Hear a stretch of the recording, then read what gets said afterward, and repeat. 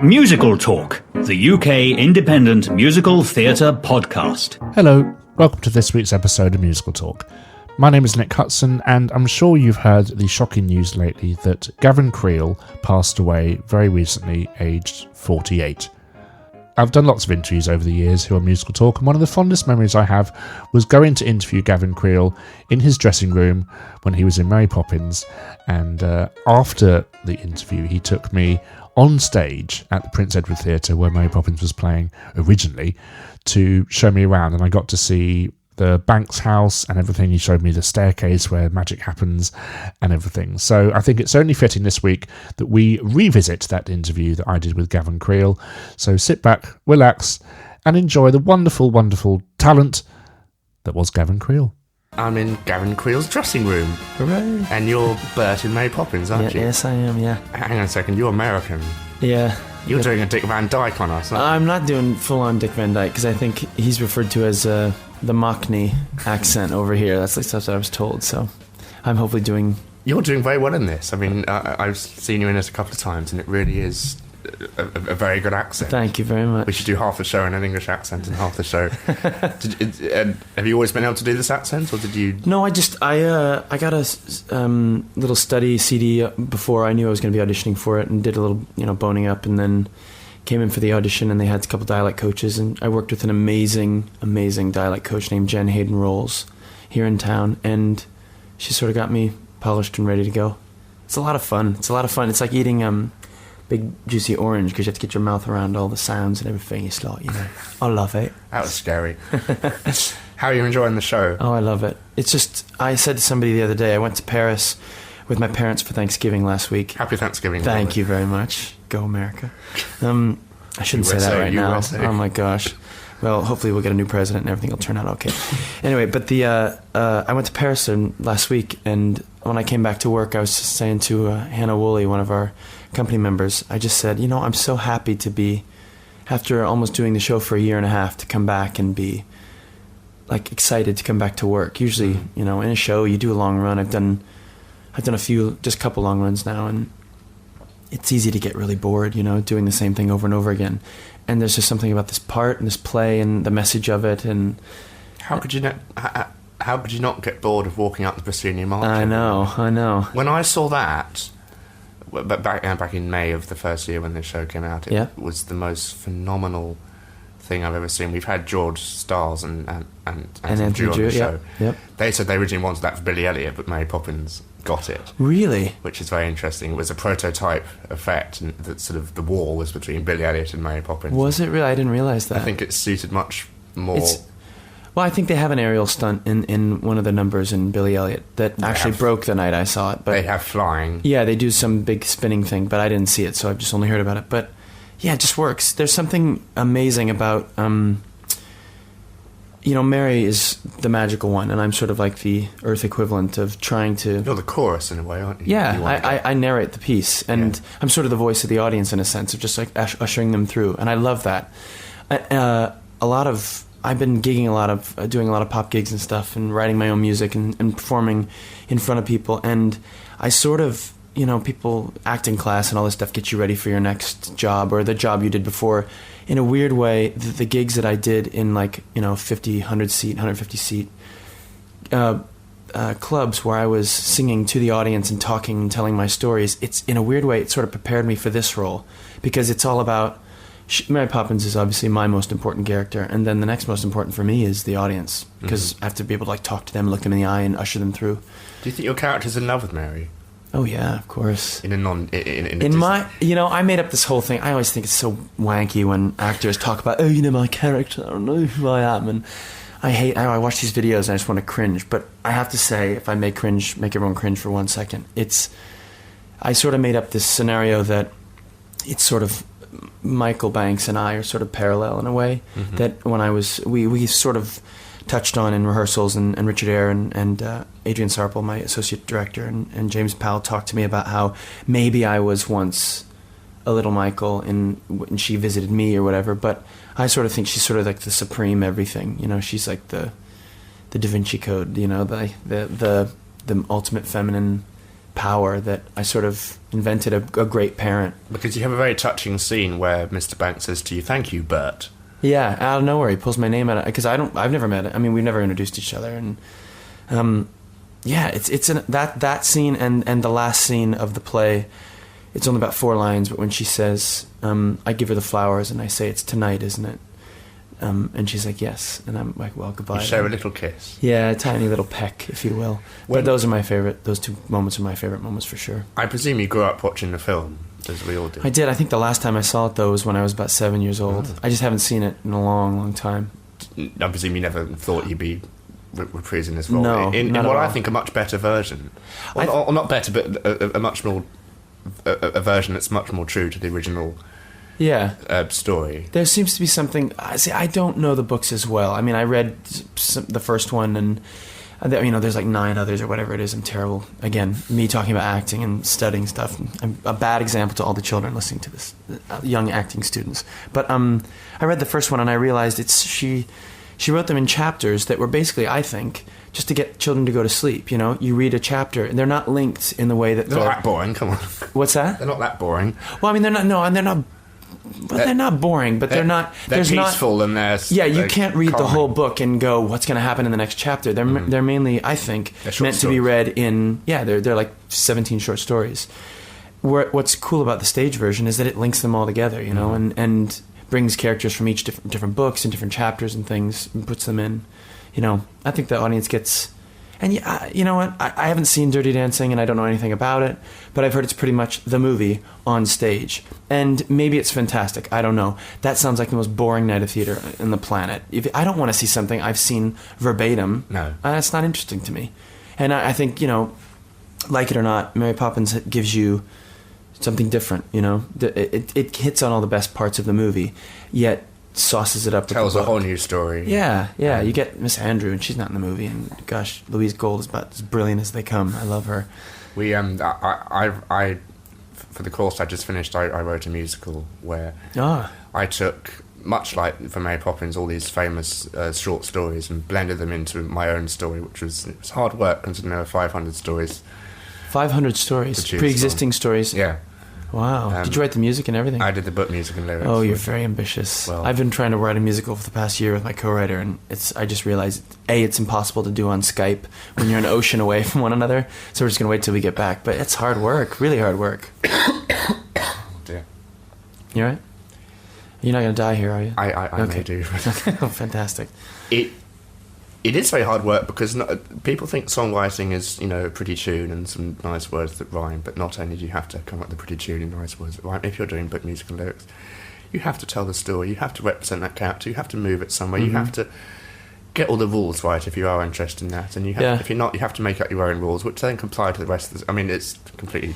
It's also... What frustrates me, and obviously you appreciate it, and I do too, because it's what I do, but it's so easy to poo-poo musical theater. You're not opera, so you're not really singing, and you're not straight acting. You're not up there doing the Scottish play or something, so you're not really acting. And it's all these. It's so easy to attack from all angles, but it's really hard to do and to get right, and that's why so much musical theater just sucks. Because people get up there and they don't know what they're doing. And I'm not saying that. Well, no, I am saying I had an amazing education at the University of Michigan in the musical theater department there, and we basically broke it apart and said, okay, why is it bad? Mm-hmm. Why is a lot of the musicals that you go and see, why do people hate musicals? Well, probably because 90% of it, unfortunately, is just producer-based, just let's just throw up a piece and everybody loves to see, and take their money. But when that 5% or 10% is really good, in my opinion, it doesn't get any better, because... Music is emotion, and the lyrics are information. So when you combine the two, it's transcendent, in my opinion.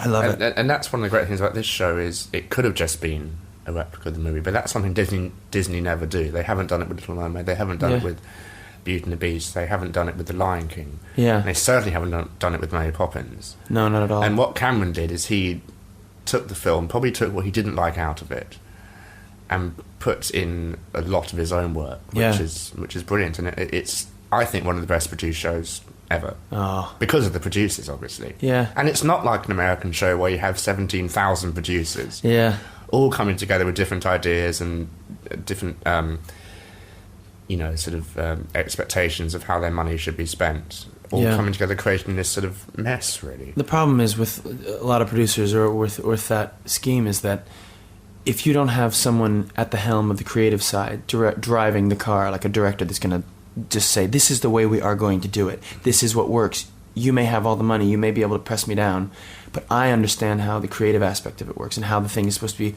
as you know, formed. Music, lyrics, books, everything comes together. If that person isn't present and you have those 17 producers, you're sunk.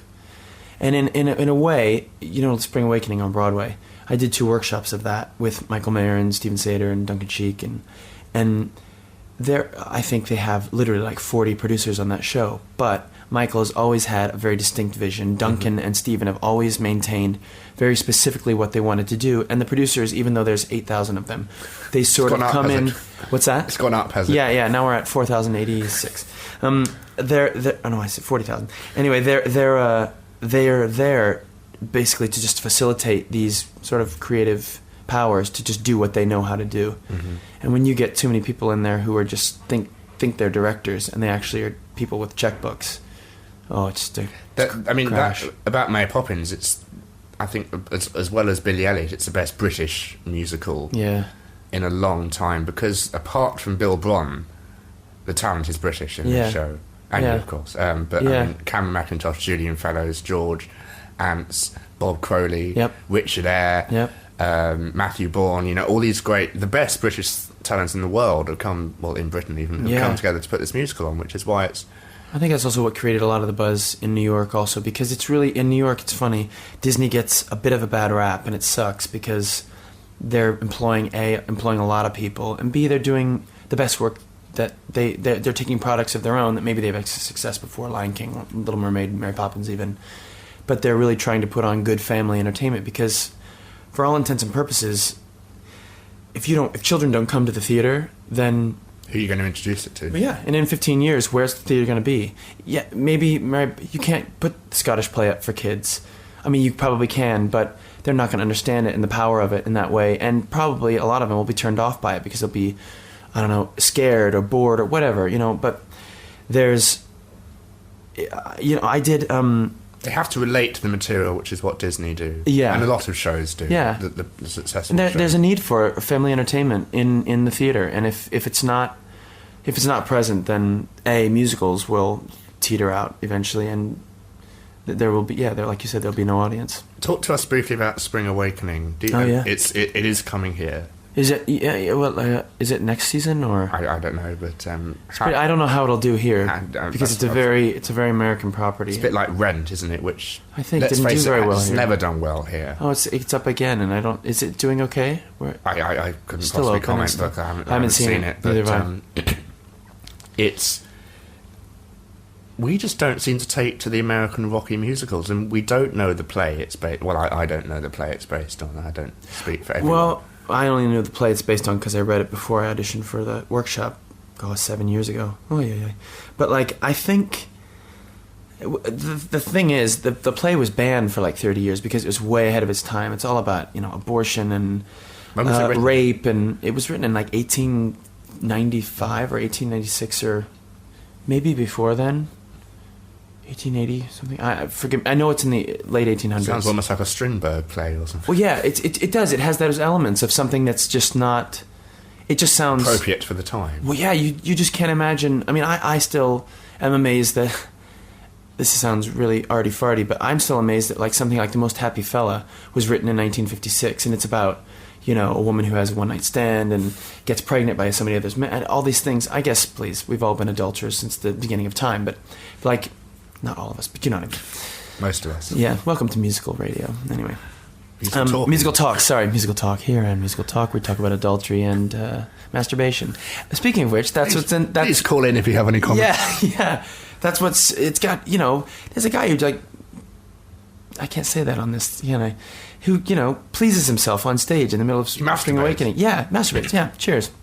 And there's that, and there's there's like this rape scene and all this stuff. It's hardly Mary Poppins, is it? I think is what you're trying to it's say. not. Yeah, it's definitely not Mary Poppins. I think Mary Poppins has some dark undertones in there. Yeah, not that dark. No, thank God. All those chimneys and things, but carry on. What are you talking about? Scaring children away from the theatre?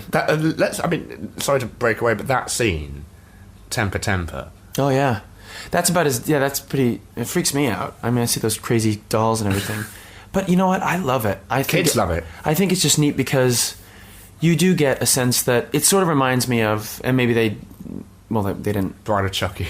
Well, no, do you know that? Remember in Toy Story when he goes to the neighbor's house and all those crazy toys come up from out from under, but they're all kind. These actually are just mad. Our toys are mad, but it reminds me of that when that crazy spider thing with the head that spins and her hair's been all cut off. It's similar to that in the sense that these are the forgotten toys in a sense, the ones that have been ripped up. But it is that dark thing. There are no dark, scary toys in Spring Awakening, but in the sense it does have all those things. I don't know how it'll do over here. I have no idea. I know that the score is fantastic and the piece is great and it's really, really well directed and staging is beautiful. So hopefully people at least give it a chance and it'll maybe even catch a cult following. If they do it right, I think it's a pretty inexpensive show to run because you don't cast stars. It's all young unknowns and... Is it T-shirts and jeans and things like that? It's one outfit. Everybody wears one outfit, but it's it's like 18. They are dressed in 1895 garb, but they pull cordless microphones out of their little waistcoat and they sing a rock song and they put it back. Commenting on the action. Exactly. So it sort of breaks away from. Yeah, it's like company in that sense. In a sense that it's just comment songs and everything. But it's fantastic. Before we sat down, you were telling us you've also sat down with Sondheim. I did. Yeah. When he was over here. Yeah, so I'm so sad about this, but he got in touch with me. I did Bounce in 2003, which was his latest. Which he said he's reworking. They're going to do it. I think John Doyle is going to direct it at the Public soon, either this year or next. And one of my life dreams was fulfilled in getting to meet and work with him, and it was an incredible experience. It was really tough because it was a new musical and. Watching that team, Hal Prince and Stephen Sondheim and everything work a new musical. I mean, they were working just as hard as anybody else, and if not, probably harder. But so we've stayed in touch over the years, and he emailed me about a week and a half ago and was like, I don't know if you're going to be in town, but I'd love you to come see a screening of Sweeney Todd. And I was like, I was going to be in France with my parents for Thanksgiving. Dang. But I luckily got to meet him before I left, and he's just amazing. He's got more energy than I do, and he's not 77. Well, he's not, right? I mean, he's like this 27, I think, is more. He's got this amazing life energy. He and Hal Prince both have this thing that I don't know. They found the Fountain of Youth somewhere in Manhattan, but I hope he keeps writing and keeps writing new scores and new shows because he's totally an inspiration. We recently had one of the biggest episodes ever of Musical Talk when we had the casting crew of Sweeney Todd. How do you think this is going to do? I hope well. I mean, I think it's going to be very different from what we were speaking. Very different from the stage production. The clips that I've seen, it's not like on the edge of what's that? I always mispronounce it. Grand Guignol or whatever it's called. It's that theatre style. If Sondheim ever hears this, he'll call me and yell at me. But it's that there's like that whole theatre style and the Brechtian chorus and the. It doesn't seem like... It seems like they're actually playing it pretty straight. Like it's an actual story about a man who is coming back. It's a horror film, which is how they're doing it. It's a horror film with singing. So I'm a little nervous about that. The fact that there's horror film... People who like horror films don't want to see people sing, and people who like singing may not like horror. I've always thought it's one of the scariest musicals ever written. Oh, yeah. I'm quite looking forward to seeing how they do the horror aspect of it. I'm excited. I hope they don't... I don't think they're going to scrimp on the blood and the actual gore of it. But the clips that I've seen, it's just beautifully shot, and I think I'm going. I don't know. I like the fact that all the colours are black, red, and white. Yeah, because red and white is the colour of the barber shop, if you think about it. Oh yeah. Oh, you've done some homework. I know. Very nice. I mean, I'm not sure to make its money back. How do you know how much it cost to do? I don't know. Not much. I mean, not much compared to a huge summer blockbuster. Yeah. But it has because it's R-rated in America, a lot of the Depp fangirls won't be able to see it with all their friends. They have to go with a grown-up. Yeah. So that's losing a lot of the market anyway. But you can't make that movie PG-13. I mean... No. There's obviously no cursing. There's no sexual nature. It's just probably got an R just because of all the throat slitting. And that's a shame, because I'm sure there are gorier films out there that are rated PG-13 in America. Well, the content's quite... I mean... There's revenge. There's adultery in there as well, isn't there? Oh, yeah, I guess so. Yeah, Judge Turpin and... But Alan Rickman was wonderful when I talked to him. Oh, he's hilarious. I can't... Everything he does... I mean, when I was a kid, I saw, Prince of Thieves, Robin Hood, and I just remember thinking, who is that Sheriff man? of Nottingham. Yeah, I mean, that was basically my introduction to him as a kid. And I just remember thinking, that man is just like a genius actor. For many people, be Professor Snape. Yeah, of course. There's a whole new... And I wonder if I dream of getting to this place in my career, but... I mean, how old is Alan Rickman? Is he 50? I didn't ask. Yeah, I would imagine he's close to 50. Yeah. I hope he's not, 36, and I just insulted him greatly. I can't imagine he's got to be close to 50, because that career is just unbelievable. But he will forever... It's sort of like Obi-Wan Kenobi for Sir Alec Guinness. Yeah. And I think he actually didn't like that, knowing that the world will remember him as that. But, like, the world will remember Alan Rickman as Professor Snape, and he's just incredible. It'll be hard for Daniel Radcliffe to get out of any other roles. Well, he's certainly trying, doing gay roles and naked roles, and he's just trying to be as risque and as exciting as possible. Good for him. Alan Rickman did mention their Harry Potter porn sites, so maybe Daniel Radcliffe... No, I won't say that, but... Oh, my. I mean, are you doing the tour of Mary Poppins? No, I won't. No, I'm going to be heading home in... Oh, yes, you are. 6 weeks, yeah. I came in... My first day in the UK was June 14th in 2006, and I'll be leaving January 13th, 2008. No, for New York. I live in New York now. Yeah, I grew up in Ohio. Went to school in Michigan, and then just head to New York. Been there since. You lived the dream, as they say. I did. I did a show, Thoroughly Modern Millie, in New York, and at the opening scene, she's standing with her back to the audience, and she's got a suitcase in her hands, 2 suitcases. She turns over her shoulder, and it's like, I studied all the pictures and magazines and books, and I literally... That's me. Me. I had 2 Land's End suitcases that my mom and dad got me for graduation, and I packed them up, and I had $3,000, and that was it. And at the time, $3,000. Well, I had when I went to New York. Well, I thought that was a fortune, and then, a month and a half later, I'm like, where's my money? You've seen 3 shows and you had no money. Exactly. Yeah. Can we ask quickly about Sutton Foster? Yeah, sure, of course. She's a wonderful, wonderful talent now. Yeah, she's a dream. Belting it out in Young Frankenstein. Dying. She's. I mean, I was there at I guess she'd obviously done a lot of shows before I met her, but her big break was obviously Millie, and to see where she's gone since then, she's gone from being like a friend of mine and a coworker to she's still a friend, but she's an inspiration. I admire her, what she's done with her career. She's really stuck to her guns in the theater and honored what she loves, and gone from show to show, and she's doing so well. And she's loyal to her fans as well, which I absolutely, and that's so important. And she's so humble, almost. Like, for me, almost at times too humble, because I'm like, Sutton, you're amazing, all right? No. There's something, and she's like, oh, no, not me. Not with a British accent, but she's just, like, got this thing about downplaying everything, and it's just that's who she is. She always says she's the Gap and Old Navy girl. She just likes to be in her Gap clothes and a bowling cap. And yeah. She's just great. She's just, and uber talented, and I always say she's tangibly beautiful. Mm-hmm. Like, she's not like offensive in the sense that, like, I don't know, she's not plastic. And that thing where you see somebody walk down the street. Naturally beautiful, I think. Yeah, she's overwhelmingly tangibly beautiful, because you actually feel like you can identify with her. I think it's sort of like the same way.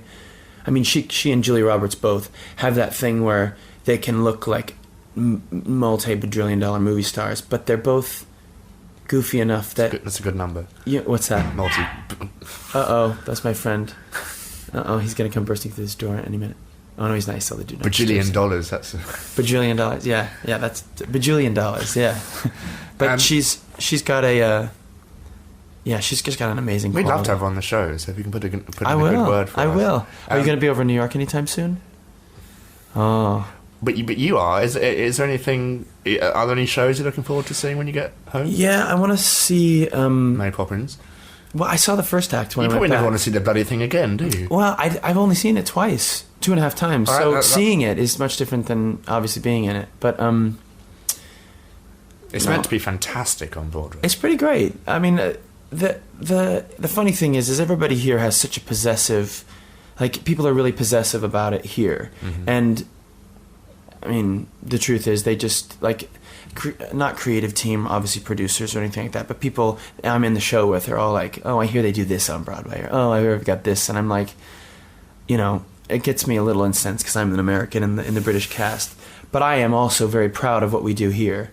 But they're the same show. It's we're on the same side of you know, we're in it together. So while they may have bigger set and a couple numbers or whatever, it's simply because we don't have substage space to have a huge umbrella come up through the floor. I've heard the house will rotate on the tour of the London.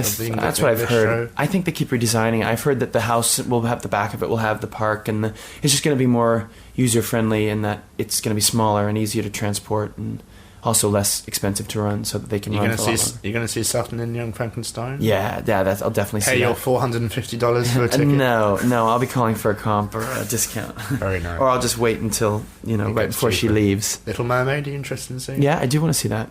Yeah. Now the show's back up again. It's wonderful, and I know the strike's over. So happy the strike's over. Yeah, I was. There's no way it's going to last as long as the strike in Hollywood that's going on, the writer's strike right now. But I was really concerned that it went on for almost 2.5 weeks, I think. So it's good. It's good that 19 it's done. 19 days. Yeah, it's nearly 3 weeks. Oh yeah, my gosh. 2.5 weeks. Yeah, and they say SAG may strike in July. SAG may strike also. Oh jeez. So we've got lots of fun things coming up. And Paris was on strike when we were there last week, so it just seems like the world is not happy with their present condition. No. We're not going to go on strike. We're going to keep doing great episodes. You got to keep doing this. Yeah, absolutely. Let me ask you, who are you looking? You want to interview Sutton Foster? We would like to. All right. Yes. Well, then I'll put an email. We've to her also and got tell Adam her Menken coming on soon, which is Do you really? One of my idols. He's fantastic. Bill Braun has agreed to come on. Fantastic. Lin-Manuel Miranda. He's a writer within The Heights. Yeah. I haven't seen. I do want to see that also.